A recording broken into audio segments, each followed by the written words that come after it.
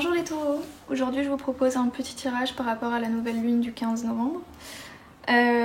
Pour tout ce qui est prédiction astrologique, je me base généralement sur les ascendants, mais vous pouvez quand même regarder le tirage pour voir si le message vous parle. Ok, c'est parti. Donc vous les taureaux, la nouvelle lune sera dans la maison 7, la maison du mariage, de l'union. Maison très très importante puisque c'est une maison qui est dans un angle aussi et qui est en opposition avec votre ascendant. Donc vraiment très importante. Vous avez aussi Pluton et Saturne qui sont dans la maison 9 et Mars qui est dans la maison 12 de l'inconscient. Donc voilà, il faut garder tout ça en tête. Mais là on va plutôt se concentrer sur la maison 7 et sur tout ce qui est amour, romance. Voilà. Si vous écoutez du bruit, je suis désolée. J'habite dans un endroit assez bruyant et là tout le monde est dehors donc c'est génial.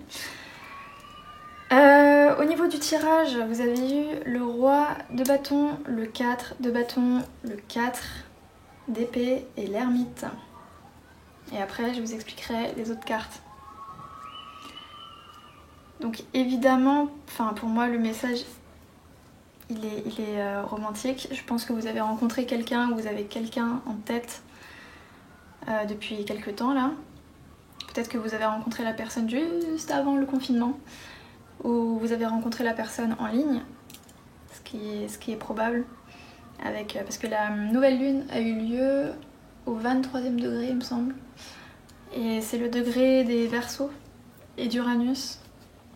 Donc, et le signe des Verseaux gouverne tout ce qui est technologie, ordinateur, chat en ligne, etc. Le signe des Gémeaux aussi, mais personnellement pour moi je le rapproche plus du signe des Verseaux. Donc oui, vous avez peut-être rencontré cette personne en ligne et vous êtes là, vous plaisez bien mutuellement, mais vous trouvez vraiment que la personne est intéressante et vous aimeriez passer peut-être à l'étape supérieure. Ou vous envisagez en tout cas quelque chose d'un peu plus sérieux avec cette personne-là. Avec le 4 d'épée. Le 4 d'épée, non, avec le 4 de bâton. Votre partenaire ou futur partenaire est peut-être Sagittaire, c'est le signe qui me vient, ou Lion, ou Bélier, vu que c'est une carte, c'est la carte du roi de bâton qui représente les signes de feu, mais je le vois bien Sagittaire, ouais. Donc voilà, vous envisagez de vous poser avec la personne, ou quand je dis poser, c'est pas emménager avec elle, mais être en couple officiellement avec elle. Mais vous hésitez quand même un petit peu. Vu que vous êtes taureau, vous voulez pas vous précipiter. Et là, dans ce message-là, c'est exactement ce qu'on vous conseille de faire. Ne pas aller trop vite, ne vous emballez pas avec vos sentiments. Je ne sais pas quel est votre signe solaire ou votre signe lunaire. Si vous avez un signe lunaire dans un signe de feu, vous allez foncer. Et là, ce qu'on vous dit, c'est de ne pas foncer. De ne pas foncer.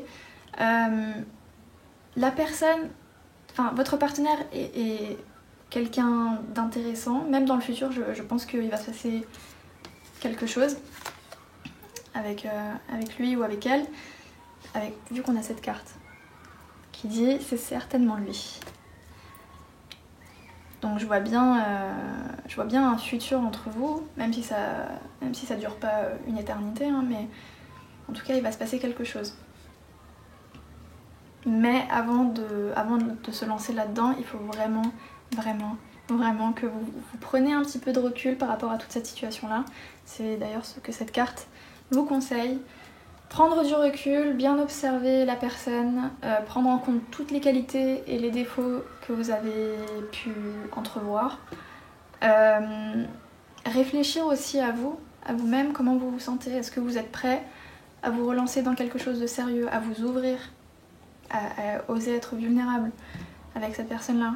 Est-ce que vous avez le temps? Est-ce que c'est le bon moment? Posez-vous toutes ces questions avec le 4 d'épée et l'ermite. Pendant quelques temps, là moi je dirais jusqu'à la pleine lune, qui est le 30 novembre il me semble. Donc vous avez environ, je sais même plus quelle journée, je suis perdue, mais vous avez environ 2 semaines jusqu'à la pleine lune. Posez-vous toutes ces questions et puis une fois que vous avez tout analysé, que vous avez vu tous les angles, etc., passez à l'action.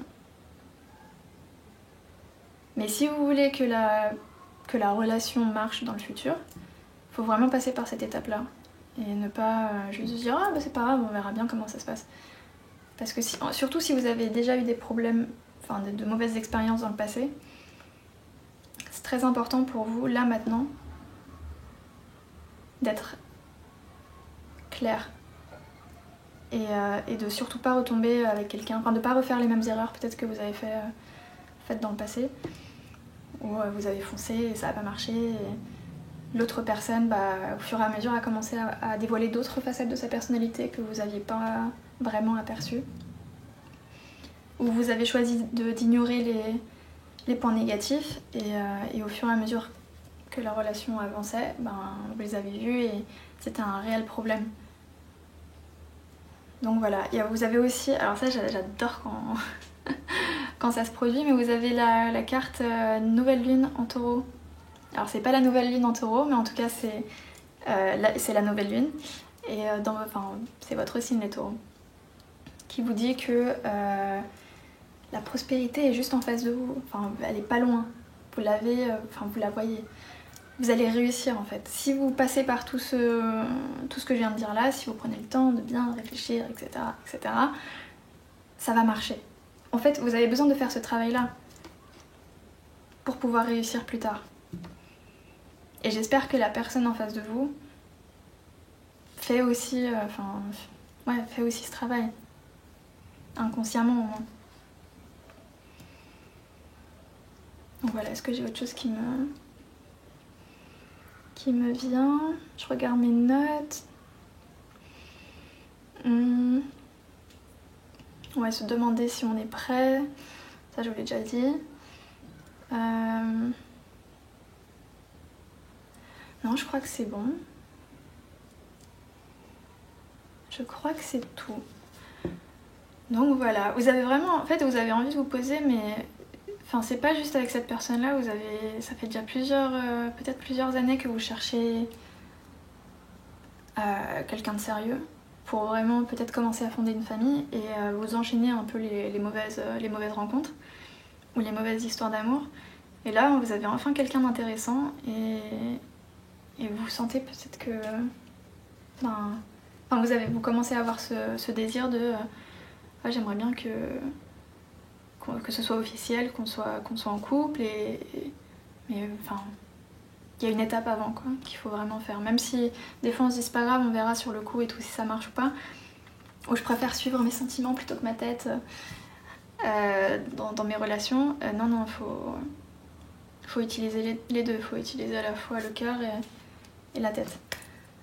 Donc voilà les taureaux, j'espère que ce tirage vous aura plu.